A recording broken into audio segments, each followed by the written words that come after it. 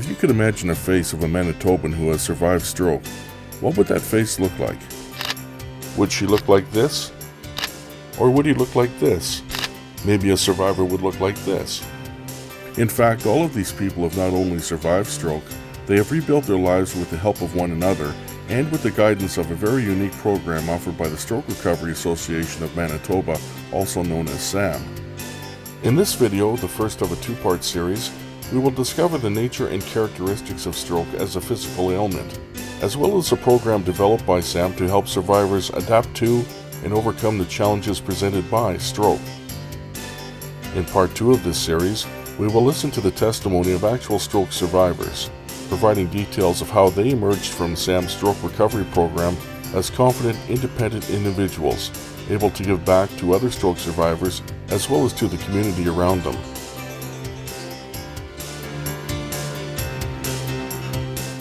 Stroke occurs in the body when blood stops flowing to any portion of the brain. The part of the brain affected and the extent of the damage determine the ultimate effect of the attack. There are at least 3 types of stroke. The first is caused by high blood pressure's damage to the arteries, which happens when an artery ruptures in the brain. The second is caused after plaque accumulates on artery walls, eventually causing a clot or blockage in the brain. The third is called a mini-stroke, as it indicates a more serious stroke could soon happen. A mini-stroke is created by a brief blockage of an artery by a small clot. Stroke symptoms vary from person to person, but there are some general characteristics that can be recognized if a stroke has occurred. First of all, the person's face might be drooping on one side or the other. Secondly, he or she may not be able to raise one or both of his or her arms. And thirdly, another possible symptom is slurred or jumbled speech. People who've had strokes may have aphasia, which is a communication impairment that makes it difficult for people to find their words. It sometimes makes it difficult for people to understand language as well. And people who have aphasia often come to a speech pathologist to get better at finding their words, to get better at understanding what other people are saying. And that's a pretty direct way that we can work on communication. And often when people think of speech pathologists working with stroke, that's what they think about. People sometimes come to us because they have dysarthria, which is slurry speech from a brain injury, including a stroke. There are also people who have right hemisphere strokes who have more difficulty organizing their language so that they can communicate effectively. Or they have difficulty with memory, and that affects communication. So it's more of an indirect impact on communication, but it's still working on communication.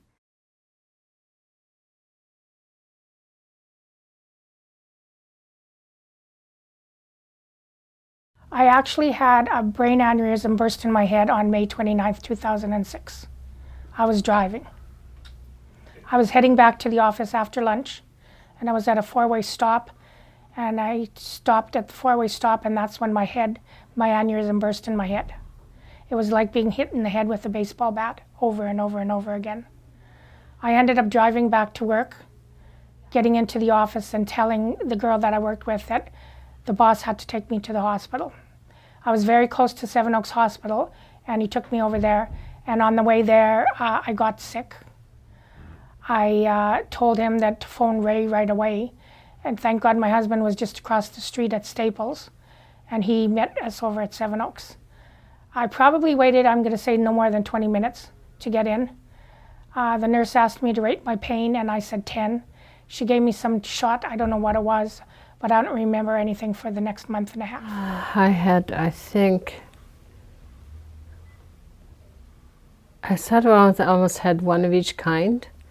They had given me the birth control pill, and I had a stroke, and then they gave me a blood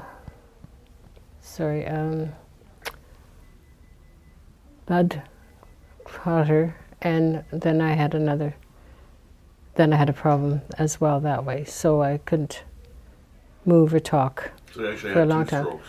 Similar, yes. The second one was almost like the stroke. I couldn't move. I didn't move at all for 40 days, and then my foot finally moved a bit.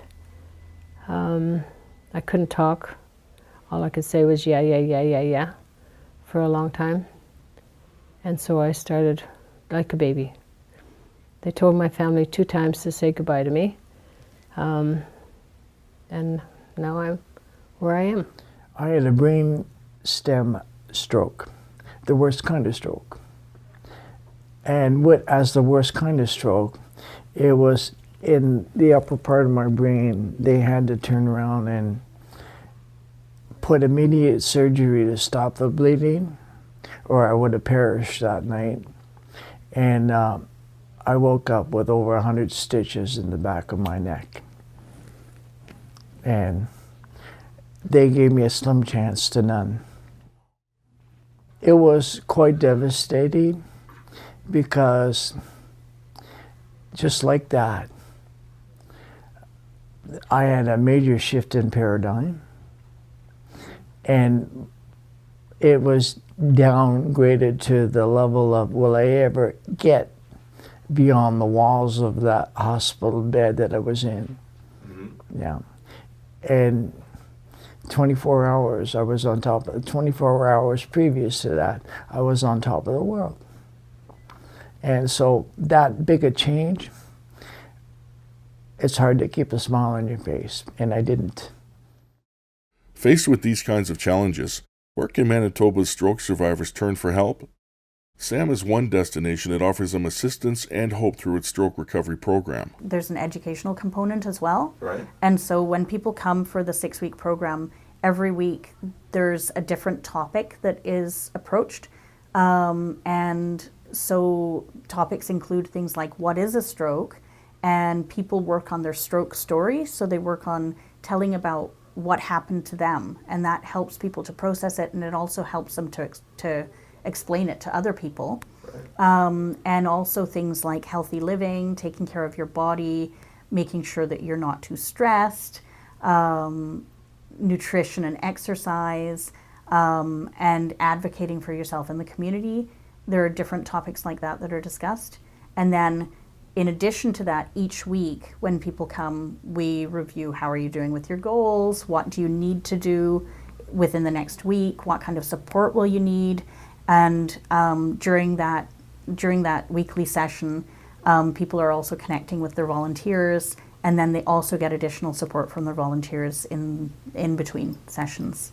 Having considered the different characteristics of stroke and the role SAM is meant to play in confronting its symptoms, what has the program's impact been on its participants?